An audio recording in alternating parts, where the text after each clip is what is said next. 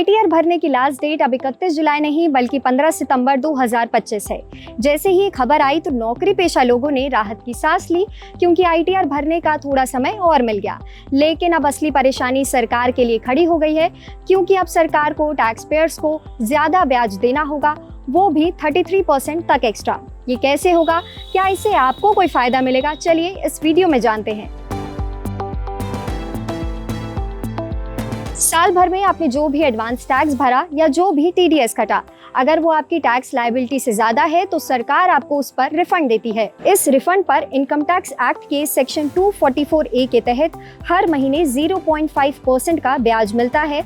अब चूंकि सरकार ने आईटीआर की लास्ट डेट 1.5 महीने आगे बढ़ा दी है, तो जो लोग 15 सितंबर तक रिटर्न फाइल करेंगे उन्हें भी 1 अप्रैल 2025 से रिफंड मिलने तक ब्याज मिलेगा, चाहे उन्होंने जुलाई के बाद ही रिटर्न क्यों ना भरा हो। इसका मतलब है कि जितनी देरी से रिफंड प्रोसेस होगा उतना ज्यादा ही ब्याज सरकार को देना होगा। इसे एग्जांपल में समझिए। मान लीजिए कि अगर कोई टैक्स पेयर 31 जुलाई को आईटीआर भरता है तो उसे 25,000 का रिफंड मिलेगा।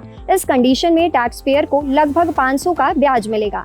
लेकिन अगर वही व्यक्ति 15 सितंबर को रिटर्न फाइल करता है और उसका रिफंड 30 सितंबर तक प्रोसेस हो जाता है तो उसे 1 अप्रैल से 30 सितंबर तक का ब्याज मिलेगा, यानी लगभग 750 रुपए। यानी सिर्फ डेट आगे बढ़ाने से सरकार को एक रिफंड पर 250 रुपए ज्यादा ब्याज देना पड़ा। ये इंटरेस्ट करीब 33% एक्स्ट्रा है। अब मान लीजिए अगर ऐसा लाखों टैक्स पेयर्स करें तो सरकार को कितना बड़ा झटका लग सकता है। ध्यान रहे, जो ब्याज आपको रिफंड पर मिलेगा वो भी आपकी इनकम मानी जाती है, यानी वो इनकम फ्रॉम अदर सोर्सेज में आएगा और उस पर आपको टैक्स भरना होगा। पर FY 25-26 के लिए अगर आपकी इनकम 12,75,000 से कम है तो आपको कोई टैक्स नहीं देना होगा, यानी तब ये इंटरेस्ट पूरी तरह से आपके लिए टैक्स फ्री होगा। इसका मतलब ये हुआ कि अगर आईटीआर की डेट आगे बढ़ती है तो ये सरकार के लिए राहत की बात नहीं होगी।